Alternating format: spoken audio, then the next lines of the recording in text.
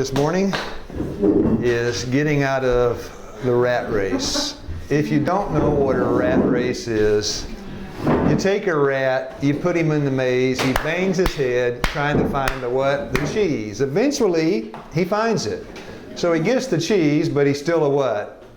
Stuck in a maze. Rat. He's stuck in a maze and he's still a rat. He's just got to pull back. He's stuck in a maze still. And he's a rat. Because it doesn't work any change in the character. I did a health lecture with some nice people, nice group of people. It was the executives in the China Bank in the Philippines. And I had to go through metal detector to get to them too. I did a lecture. First question I asked them, anybody in here got any stress? These were upper echelon executives in the China Bank. It was in the Philippines. So those people were Chinese, Korean, and Indian. Anybody got any stress? Everybody raise their hand. They're in their 30s and 40s. These are young people. They had gotten the cheese, and they all raised their hand. And anybody know how to solve the stress problem? Nobody raised their hand. Stuck in the rat trap. Revelation 18, verse 4, come out of her, my people. It's a call, an invitation to leave the, don't say city this time, a call to leave the rat race. Thank you, Sister Aisha. So I'll pray, we'll start. Our Father in heaven, I'm glad you're getting me out. And as I share this morning how you worked in my life, bless me with a sense of my own weakness and insufficiency. I ask it in Jesus' name. Amen. Everybody's got a story. This is mine. Anybody know what city that is? By the way, that picture was taken about 40 years ago. That's Atlanta. 40 years ago, yes. That's Atlanta? That's Atlanta. Peachtree Plaza, 40 years ago. Now today you got buildings there, the Georgia Pacific building, you have buildings that aren't there. We weren't there then. There it is. And Sister Mara, you're not going to know where that is. That was just down the street from me. That was Manuel's Tavern. That's in the underground. No, it wasn't underground. They probably had one in underground. There were several Manuels. This one was next to me, and this is where Darlene and I used to go. I'll show you a picture of Darlene when I met her. Okay, this is what Darlene looked like when I met her. And this is what I looked like. I'm sorry. This is what I looked like when I met her. I gotten out of the military, you know. We were kids, right? And this is a picture. I don't have any pictures of me when I was young. This is one with my daughter. That's when I was younger. Still had some black hair. Yeah, friends. Gray hair you're not born with. You accrue it over time, right? Now, when I met Darlene, this is what she looked like when I met. Yes, me, Sister Mara. That's cotton candy on the phone. And that's cotton candy. I'm feeding my. Thank you for pointing that out. Cotton candy. I'm feeding my daughter. I used to always have to buy cotton candy. Yeah. Now that's no good. There's Darlene when I met her. She's riding that motorcycle. There's me when I met her. And now. We're in Manuel's Tavern eating those steak burgers and everything, drinking ourselves to death. And this is when her father dies. We were miserable. That's just immoral living, and you're not going to go through it, but you know, that's where we were. And Darlene's father, cirrhosis of the liver, he died. We went up there. It was about 120 miles from Atlanta. It was a little town called Mentone, Alabama. Mentone French for Whispering Springs, I think, something like that. And looked, and I looked. And that's when I saw the bag of trash, big bag of trash sitting there. And I said, Darlene, this place is going to be a garbage dump. And we looked at each other. And I said, if we don't move up here. That's where the idea came from. Now there's nothing on the land. It's all just, there's nothing there, just land. And if there's nothing there, and you move up there, where do you live? Remember what I said? By the way, he died, we inherited the land. He left it to us. I couldn't believe it. 20 acres of land in a place called Mentone, Alabama. Ford Country Squire station wagon. Yeah, that's where I lived. Darling, you mean you lived in a car? You were a homeless beggar? No. I was a hippie living in a car. And there it is. So you get into the car. We drove up there. We were as city-fied as anybody on the earth. More cityfied than you. And that's that. Bought the car or? No, I had it. Of course, you know, this is back 40 years ago. There, I'm 30, 40. This is 40, almost 40 years ago. You got the space in the back? Yeah, the seat went down, seat laid down, but there's no shower in the car, says Mara. So where do you take your bath? Creek. This is a real picture of the real place where I took my baths. Darlene and I got in. You know what a pot, like you cook a pot in. Yeah. We took a pot down to the creek, and I got to remember, I'm 23 years old. Oh, I'm on. I'm 23. Don't think of me today. I'm 23. Looney is a tune. And Darlene is crazier than I am. We get down to the creek. Well, that's to be argued. We get down to the creek, and she says, "You jump in first." That is a mountain stream. Minton is up in the mountains. This is October. Yeah, oh yeah. I put my toe in that water. I said, "You go first." And Darlene was one fiery 25-year-old back then. She says, "You go first." And so I jumped in there, fastest bath in the history of man. It was freezing. My head was numb. I jumped out. Darlene jumped in. Now that was October. What color was the bank in October, November? If you look at the predominant color is brown, gray, brown. I'm an atheist, never been to church, never heard a sermon, never prayed, never. But I'm taking a bath. January, February. What starts to happen in February, March? Now March. Things start growing. The first flower, you don't have them here, but you don't know what that is probably, a hepatica. I didn't know what it was either. This little flower came up on the bank. And I said, whoa, everything's brown except that little flower. And I watched that flower as I take my baths, It would finally, after time, wilt down and go away and everything. Then another flower would come up. And then another flower. And then I saw some butterflies. And then I saw all these things around me. And I got the first thought of God in my life. Remember our subject yesterday? Come out to the country. Because day unto day, Psalms 19:1, come out to the country. Leave thee to the city. And the Lord was starting to work with me. Because where you see, by the way, spring, you get the green things, and you got plants, leaves are coming on the trees. The summer, different color green. You have the fall, things starting to turn brown. The leaves fall off. Then I'm sitting back there in the creek in October. It looks just the same. I saw the whole change of seasons, and where there is order, there must be a law, and where there is law, there must be a lawgiver. First thought in my life, there might be something outside of what I could see. Now we went out to the woods, armed and dangerous. This is what we took with us. These are the books we took. Darlene had. If you ask Darlene, she doesn't know I'm showing this.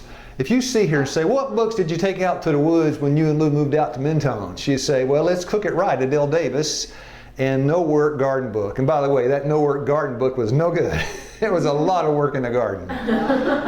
You want to see the book I carried? That is a picture of the book I had illustrated. My plan was to build a house. So, yeah. Oh, by the way, we did a country living seminar, 4 or 5 years ago here. I showed a picture of that book. Afterward, the guy said, what did you ever do with that book?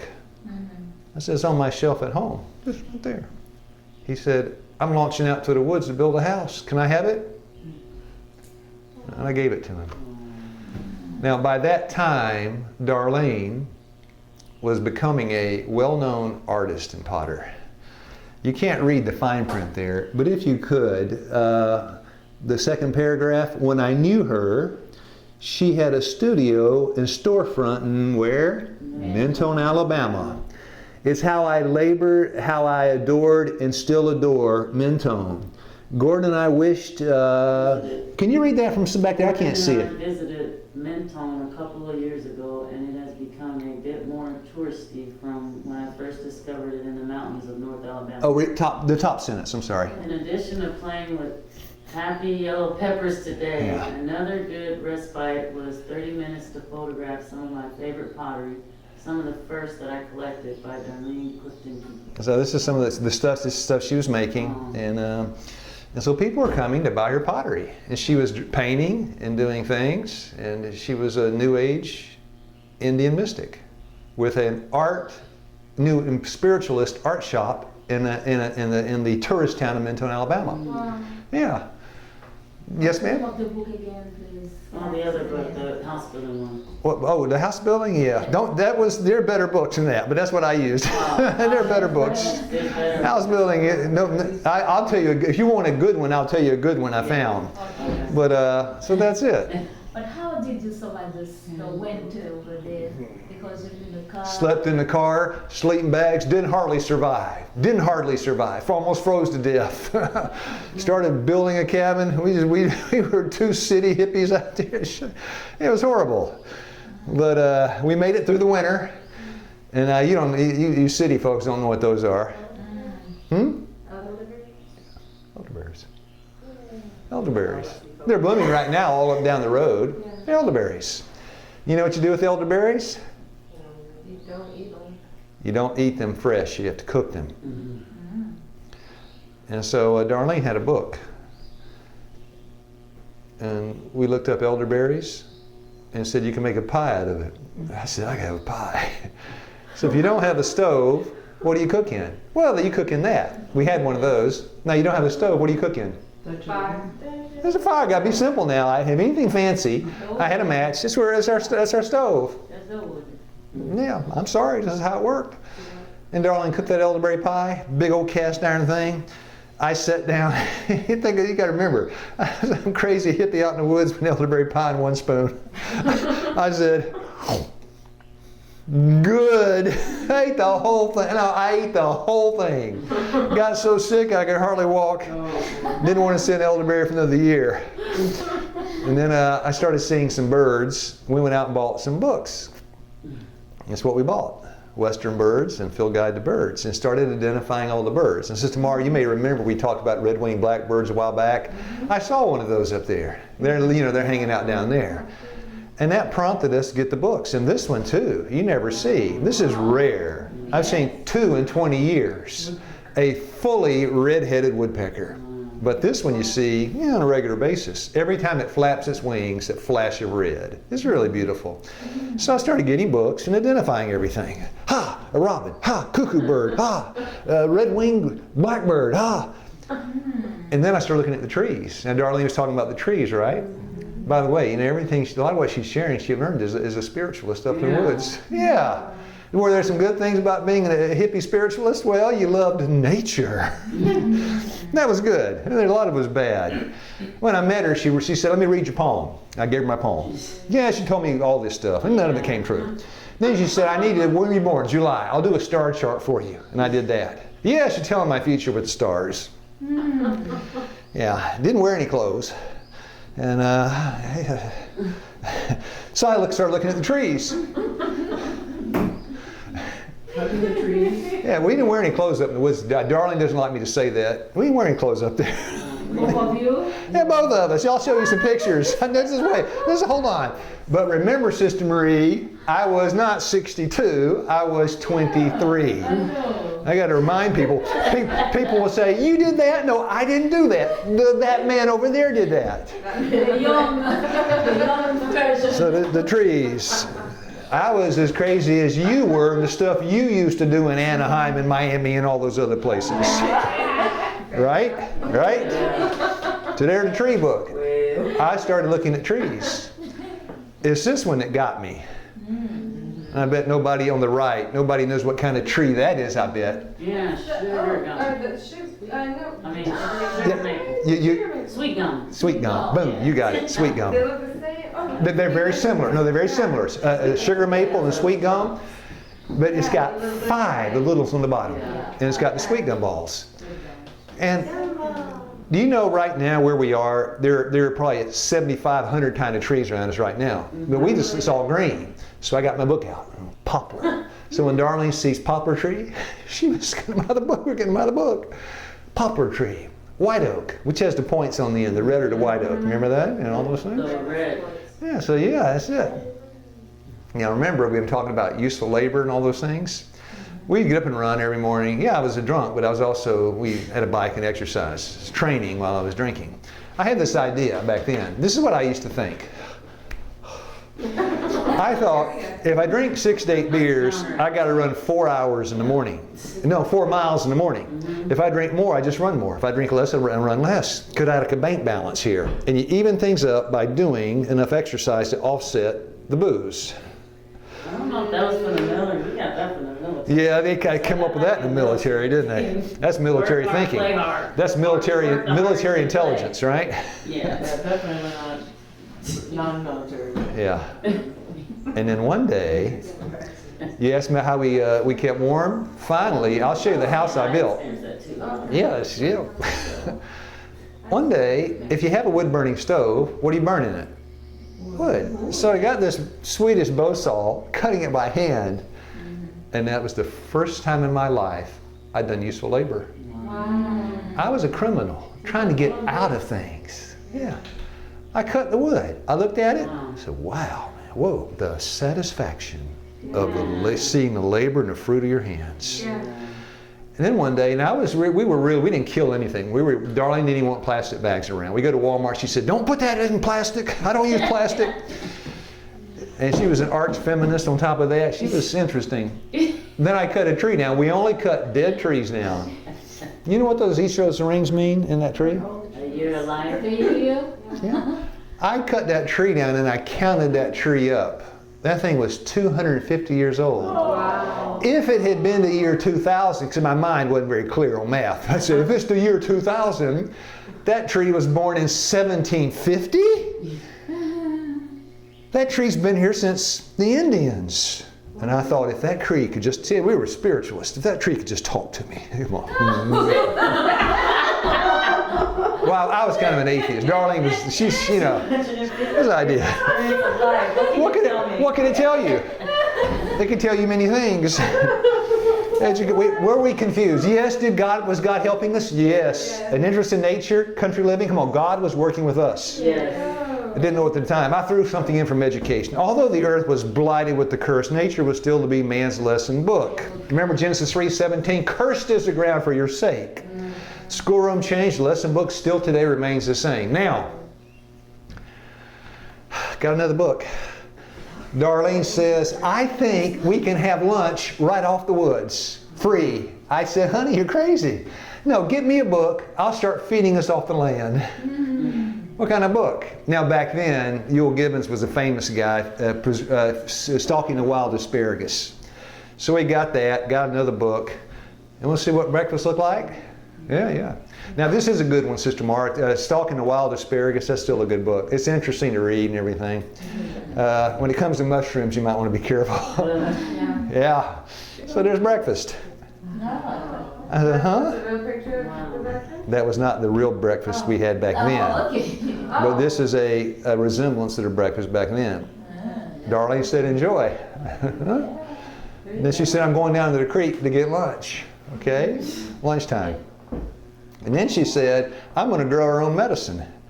And so we started growing echinacea. That's a purple coneflower. Well, the echinacea is the purple coneflower. We met the Seventh-day Adventists, got the wildwood. They're talking about herbs. Darlene knew more than they did. We've been growing it for years. Now we get into the place to see if you're a country bumpkin or a city slicker, what you are. A hillbilly from Tennessee. What is that? No idea. Something red. That's not more But see, I was armed with a book. So when I saw it, I just flipped out the book. And you look it up, it's growing all up and down here. It's not turned red yet. It's called sumac. And so I looked it up and it said sumac. Good for, because it's always good for something. Good for healing, good for cut, good for protein, you know, good for lemonade. Huh? And it said it's sour. You take it, you put it in a glass of water, like that, end of the day, and you get lemonade. I went up, pulled it off the bush, went, ooh, sour. We did it. End of the day, poured it out, sun lemonade, poured it out, drank it down.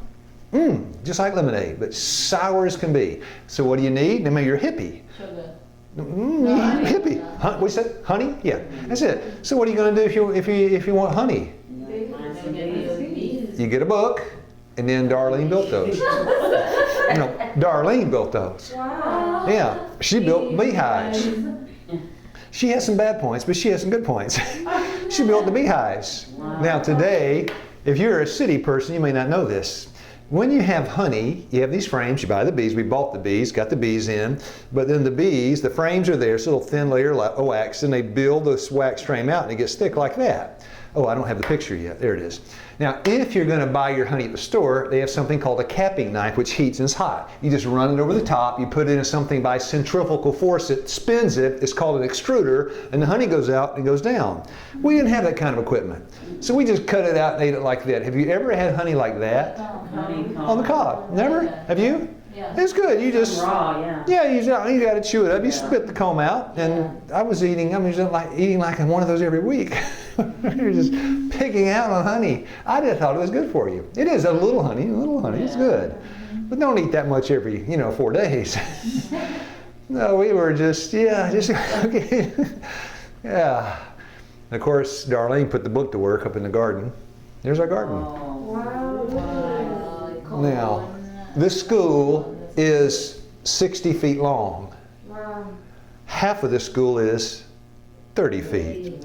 We had 60 beds, 30 feet long, 4 feet wide. Wow. Only the two of you? Only the two of us. Wow. We spent 6 hours a day in the garden. The rest of the time, Darlene would do art stuff. The shop was open on the weekends. So this is by the way, if you can't see what that is, you got squash growing into corn and beans, all these books, companion planting, interspersing plants, and marigolds to fight the bugs, all these things. She was, We just learned that. yeah. The beans with the corn, the squash, and they call them three sisters. Yes, all this thing going. About this time, Darlene's about 27, 28 years old. And she was getting into transcendental meditation, out-of-body experiences and leaving her body. But we're out working in the garden. Was God working with us? Yeah. Yes, He was. I won't tell you all the crazy things we did. I'm leaving out the craziness. He was preparing you Yeah, He was, thank you. for a better way. Just like John the Baptist, the same thing. There it is. Now, I found this picture. I don't have many pictures of that. Y'all's garden? Yeah, Wow. that's mine. Now, can you tell what this little that thing is? That's a wooden pallet. I made a grand discovery. A grand discovery.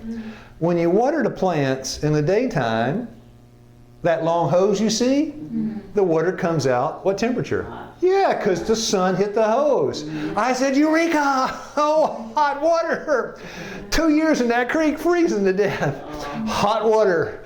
But there's only enough with one hose for how many bass? One. I said, I'm going first. So what do? You get a second hose, yeah. So we got 3, 4 hoses, hot water from then on. And this is where we take our baths. This is the little wooden thing, shampoo, soap. Yeah, I found a picture of it. We run around buck naked, taking showers out there in the garden. And and she's, and Darlene's talking about out-of-body experiences. Oh, how could God deal with us? I don't know. And then Darlene got the idea, because we were still eating meat. We were healthy, we were drunks, but we were still eating meat. And some, mixed bag. Darlene said, we got to have some organic chicken. I said, what? She said, organic meat. So we went to Sears and we ordered some Rhode Island red chickens. Yeah, got 17 of them. And she named them all. I got a mistake. That was Elrod. I got a book, How to Raise Chickens. Range fed, no growth hormones, no antibiotics, range fed. And so I was reading my book, okay? So you wait 6 months, okay, they're nice and fat. They're not going to grow any fatter, 6 months. And you take them, you put them in a cage. I got them all together, put them in a cage. They said, get yourself an axe. And I got an axe. Then go get the chicken, okay? Put its head on a piece of wood, okay? And then, that's what the book said. Darlene was holding the book reading it. She said, now cut its head off. Okay. Now the book did not say that when you cut the head of that first chicken off, the other 16 grow silent. It didn't say that. And it didn't say what happened after I cut the head off. And I thought, what's the book say now? Yeah, how to clean the insides and all this. And then you get the second chicken. So go get the second one. Darlene walked over. Daisy Mae, your turn. I killed 16. 16. So we had 17. I killed 15, 2 left. Elrod and one other In one. one time, all of them? All within an hour. Why? Why is that so? Why? Why? Because the book said kill them. Oh. And you clean them? They just You just kill one by one when you want to eat them. Well, I didn't know all that. So you learned that in Haiti. kill as he means. And I gave Darlene, Please, sir, I don't think to say that. asked Darlene, this is a true story. I'm not making this up. I handed Darlene the axe and I said, you killed the last 2. I said, I can't kill any more chickens. She said, don't give me that axe. And we both agreed, if we can't kill them, we should not Eat 'em. And we became vegetarians. That's the day I became a vegetarian. I was 25 years old. Then what do you do with the dead chicken? I ate them. Because it would be a waste to kill them and not eat them. Yeah. That would be After abomination. you finish eating them, then you became a vegetarian. Well, I'm sorry. After I ate the 15, we became vegetarian. That was it. No more meat. Until this day, I've been a vegetarian. Now we were eating a block of cheese this big every week, and probably more honey than cheese, but we weren't eating meat. We did something really else. This is where our intelligence level was. When we moved out there, we got 2 Great Danes and a Doberman Pinscher. They weighed 160 pounds apiece. That's me standing on a road with a Great Dane. I'll show you a close-up in a second. We had these 3 big dogs, and you thought it was cold for us. The Great Danes had a short hair. They were trying to get with us in the sleeping bags. And what a crazy! That's where we lived, and that was it up there. And so we're gardening. The years are passing by. We got plenty of money. We had this shop there. I was into crime. We had the art shop. Worked Saturday and Sunday. And that's all. Try to sell the vegetables. No, we ate those, but we sold what Darlene the art. I was drawing too. I was kind of an artist too. I was drawing anyway. So She said she made money off of those too.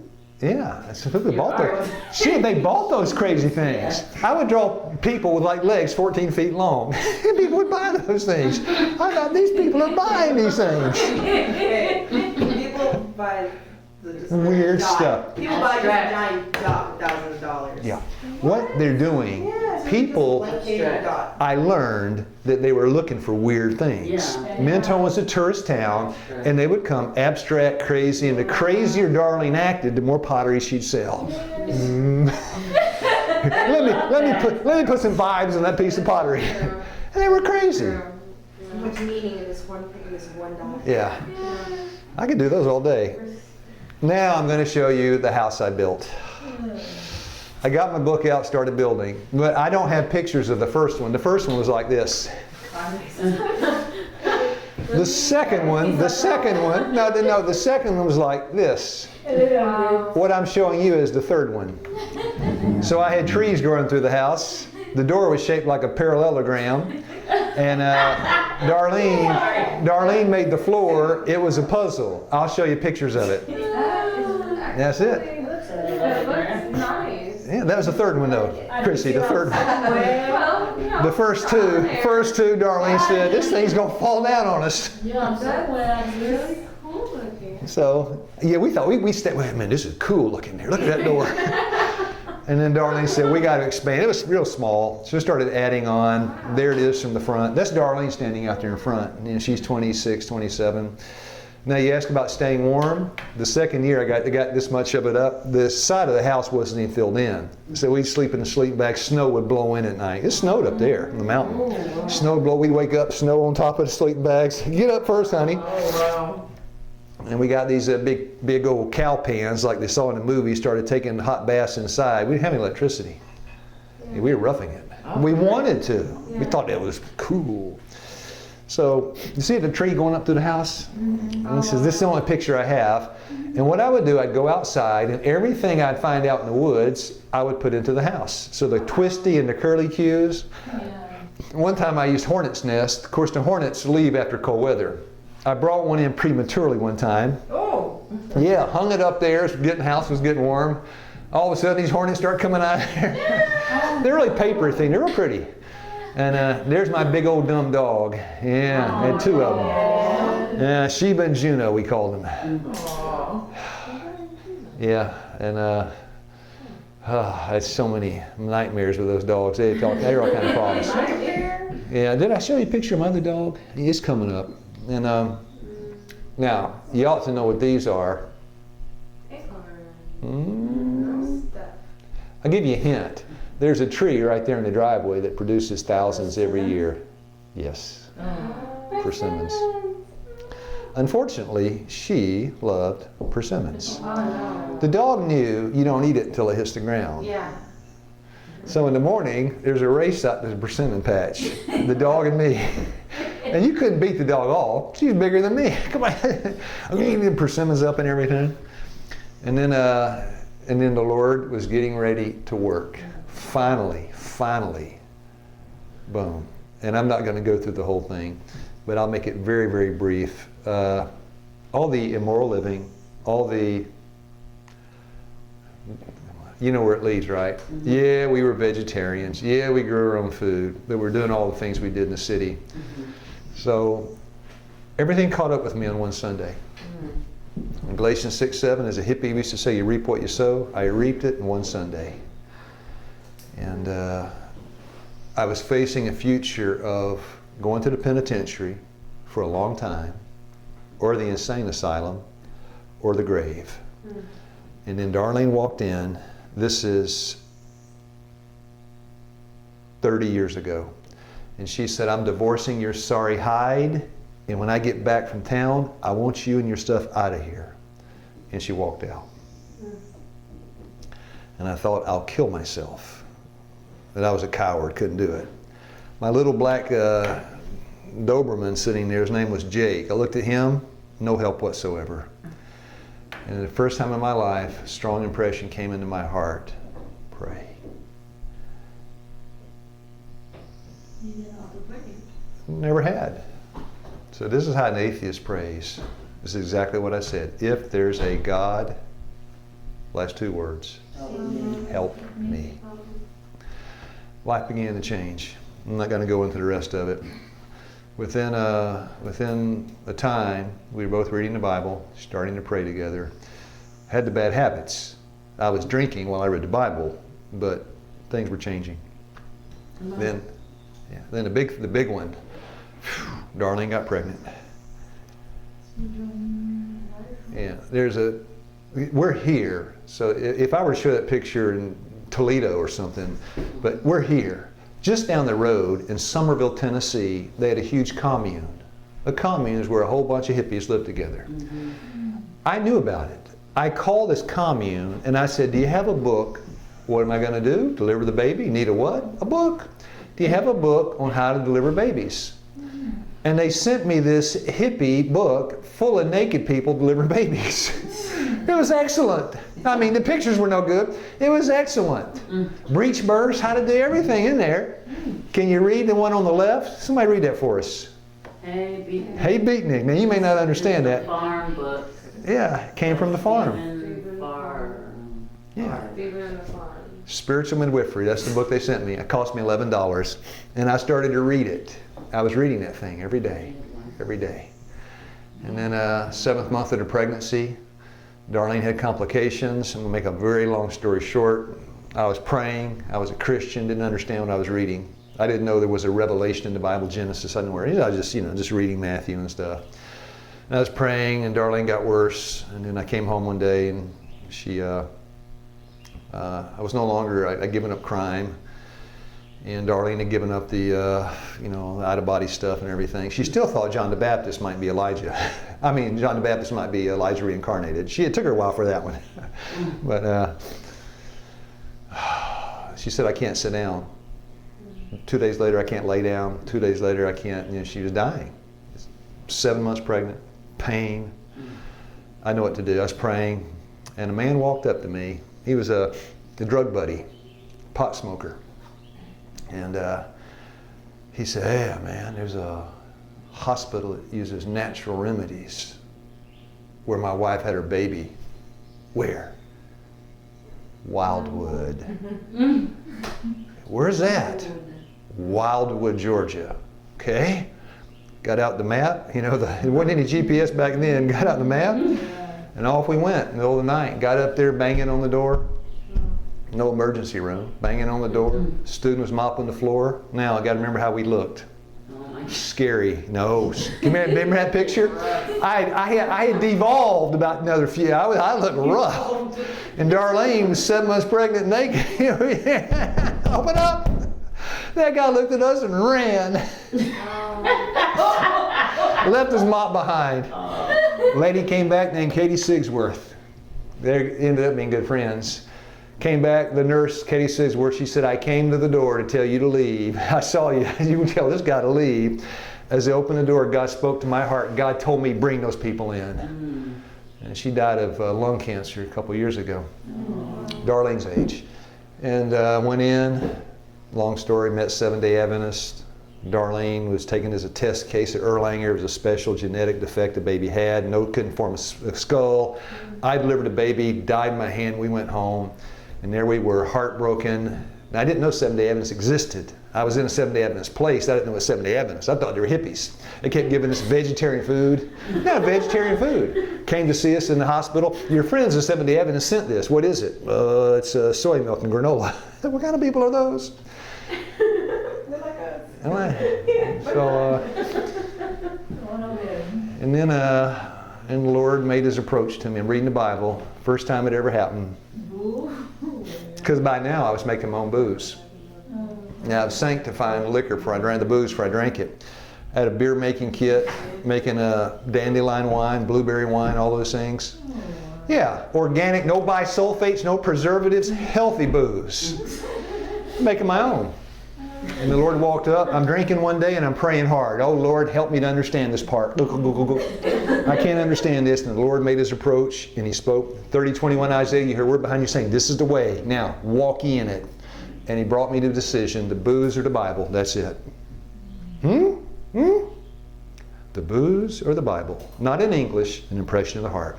And I knew I had to choose. He brought me to the decision. I almost chose the booze too. I almost did. I just. And then the next question. You tell me what God said. Lord, can I drink it all up before I quit? And God said, no. And when I poured that out, I think I cried. I poured all that out. Go. No. And then the Lord directed my attention. Now, anybody know what that's a picture of? That's a pot plant. The Lord, I grew organic, right? I had a goat manure. I had organic pot growing out there. The Lord directed my attention out to the garden. That's got to go. Yeah? I struggle. I thought I had meditated on that a while. Can I smoke up the crop? Because I had 20 pounds out in the field. Can I smoke it up before I quit? God said, no. Can I sell it? No. Remember the guy? Yeah. I had that thought too. And I'll tell you what I did was wrong. At the time, I thought it was right. That guy that told me about the hippie hospital, the pot smoker, he was a friend of mine. I called him. I said, hey, I'm harvesting my crop. I'm giving this up. I'm giving it to you if you want it. He silenced on the phone. He went, oh, you what? No. Yeah. He said, I got a Winn-Dixie bag full. You want it? Come get it. He said, wait a minute here. I said, you want it? Come get it. Now, wait. He's thinking, police setup or something. Yeah. I said, well, you don't want it, fine. I'll just give it to somebody else. I'll be right there. So we got on the driveway. He pulls up, come out looking around like this. I got his grocery bag. And I'll tell you why I'll tell you why I tell you this. Because I took it and I handed it to him. He opened her up. Organic, right? And he looked at me. He took it. And he said to me, I will never give this up. Now, he's my age. Today, still doing it. And if you could see the way that man looks today, I mean, I look rough, but that guy looks like death warmed over. Yeah. The end thereof is the way of 16:12, death 14:12. And so, before long, Darlene and I were on the staff of Wildwood Hospital. That's when we moved to Wildwood. Yeah. They showed up at your place. Yeah, I left that out. They got our address, those sneaky Adventists got our address. And that nurse, Katie Sigsworth, and her husband, Dean, he was a general manager at Wildwood, and their 3 squeaky clean children drove up one day, and they all jumped out of the car. Hi! What? There was a keg, worse than that. Oh. I had a t-shirt on with Lita Ford playing electric guitar half naked. We were going down a keg of beer in the valley. That was the last time I would get drunk in my life. It was 26 years ago, the last time ever. We were going down there and I ran those Adventists off. Darlene's thinking, all the books we got in that house. She had all the books still. Reincarnation, Edgar Cayce, mysticism. She had all the books. We hadn't gotten rid of the books, and I had not fully quit drinking yet. But that was the last time I drank, and pretty soon the books were gone too. Now, let me tell you what's happened. I just took 3 or 4 pictures. 3 or 4 pictures.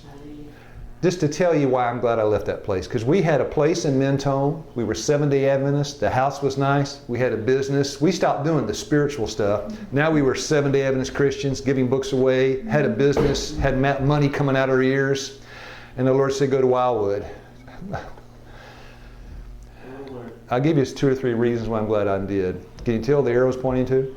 Steve. Yeah, Chrissy does not know my little brother. He's the head deacon in the 7-day Adventist Church.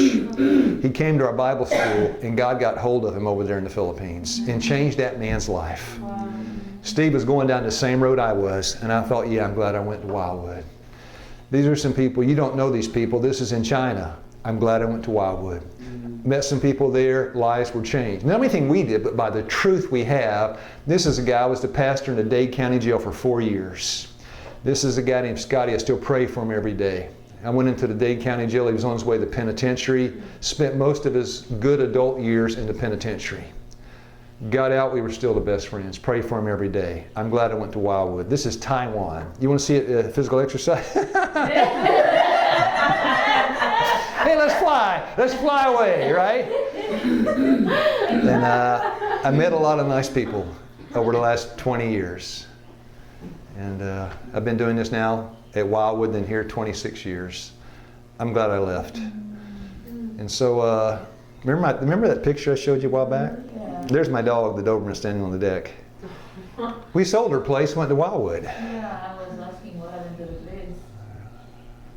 I wondered the same thing. And I told Darlene about 2 or 3 years ago, I said, Darlene, I'm going back to see what happened to the place. She said, you'll go alone. She said, it's break my heart to go back and see that. Because it was, it's the only home she ever had. Yeah, I feel homeless now, don't you? I'm homeless. You feel homeless? I feel homeless. And I said, well, I'm going without you. I'll take pictures. You going to go without me? Yeah. Well, I'll go then. When I was 25, I took that picture. When I was 59, I took this picture. Now, it's not going to look like the same place, but look at the shape of the door. See the door and that little light fixture up to the right of the door? That's the picture I took later. Oh. The door. Everything had rotted away. No, everything had rotted down. And when Darlene and I got there, I was glad I left. Because if I had stayed, I'd be in the same condition. The Lord knows what's best for you. It was best for me, Genesis 12, verse 1, get ye out of your father's house. It was best he called me out of there. Now, the way I show it, the interesting thing, 2 years ago, I went back. I know the guy that runs a hardware store. He was he was a spiritualist too. We studied, he was baptized, he was the head elder in the Mentone church. Yeah, it was a church that all the hippie friends came into the church. Thank the Lord. Yeah, and he owned the hardware store. And he saw me, he said, Lou, yeah, hey Stan. He said, remember that hippie shack you built? I said, sure. He said, no, the hippie bought it. Sculptor from down in Birmingham. I said, yeah, good. This is a hunk of trash now. He said he put a mountain of money in it, rebuilt the thing just like it was when you built it. Oh. No way, no way. And I said, do you know his name? Yeah. I got his phone number. I called him. I was going to ask him if I could go see it. It's his. I don't own it now. And the guy answered. I said, excuse me, sir. Do you own a little home up in Mentone? up in the woods there, because I was given your phone number. He says, well, yeah, I got a second home up there. I said, it kind of used to be like a hippie place. Yeah. I said, I'm the hippie that built it. You are. He said, oh, this is great. You're the one that built it. And I said, can I go see it? And he said, yeah. And so 2 years ago, I stood in the same place and I took that picture. Oh. There's another version. Yeah, that's Darlene taking a picture of me. Old man now. And then another picture. He had taken it and refurbed the whole thing. Remember that picture I showed you? Yeah. And there's a picture of it too. 30 years later. This is how it looks today. Wow. He added a deck upstairs. Now inside, this is my wood burning stove. This is how it was a long time ago. This is how it was 2 years ago. Wow. Yeah, he put a nice dining room set in there. But everything I did, he kept. All the hornet's nest, the little twisty-doos and all that. He kept all that stuff. Oh. Remember I said Darlene made a puzzle in the floor? He kept the floor. Yeah. Yeah. And we're walking, it's like weird, man. It's like weird. We're in a time warp. You know, and looking at all this stuff. We sat down and thought, oh, what's happening here? And put a rail on the deck. The tree's not going through the house anymore. And there it is. Nice. Nice. Perpendicular door. And he's still there. And there's Darlene inside. It's real nice now.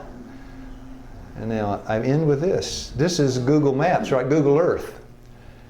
That little shack out in the woods. I wonder who owns that. Today, this is where Darlene and I disappear to when we don't come home on Saturday night, come home Sunday morning. That's where we're staying. What are we doing? Building a hippie shack out in the woods. Oh. What else are you doing? We're growing our food. We do now just what we do then. Who's that in the garden? Who's that young 25-year-old hip? Wait!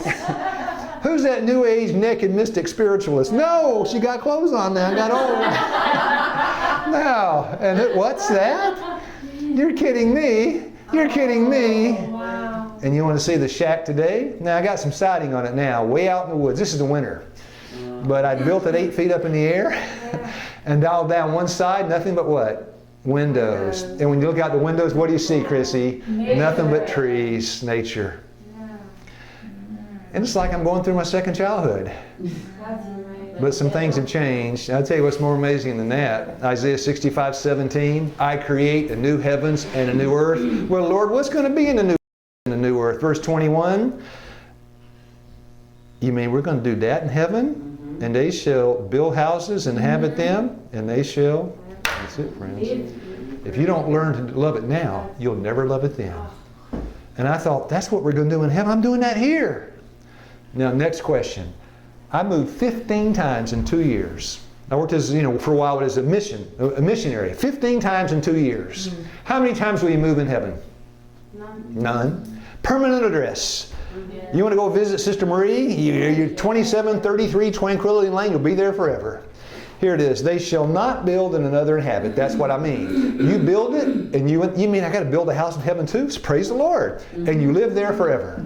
Nobody will take it. Nobody will take it. And God's not going to ask you to move and go do mission service over there. No need. And another inhabit, they shall not plant. Now people stumble at this last part. Come on, this is very easy. People read it, they get all confused. And another eat, for as the days of the trees, I'm only going to live as long as the tree. That's true. How long does the tree live in heaven? Forever. Thank you. Forever. And mine elect shall long enjoy.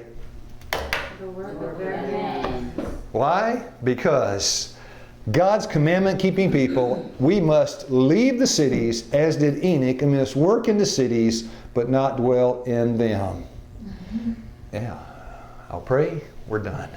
Our Father in heaven, we're glad for the invitation to come out of the cities, dwell in the country here, dwell in the country up there. There'll be a city home up there in the New Jerusalem, but that won't quite be like Harlem or Miami or Anaheim. Look forward to finding out what it's going to be like. In Jesus' name I pray. Amen. Amen. Amen. That's our flashback to the past. Flashback. Thank you for showing us. That's Yeah.